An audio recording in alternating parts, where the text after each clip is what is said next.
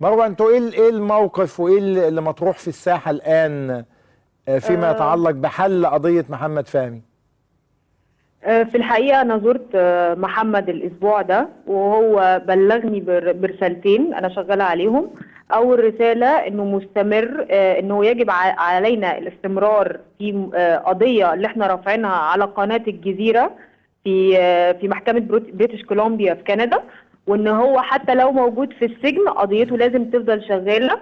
وواجب عليا أنا وعائلته إن إحنا نستمر في كشف مخطط قناة الجزيرة ضد مصر وضد الوطن العربي. دي اول رساله لي، وانا يعني اتكلمت مع المحامين الكنديين وماشيين في كل الاجراءات لاستكمال مقاضاه قناه الجزيره.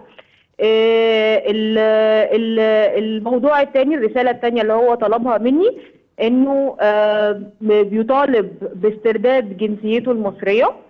آه، أنا سأتقدم غدا إن شاء الله بطلب لرئاسة الجمهورية، بطلب فيه التماس إن يتم رد استرداد الجنسية المصرية لمحمد. محمد بيحب بلده ووطني، إنسان وطني جدا جدا جدا، ولن يقبل إن هو يترحل، يعني يترحل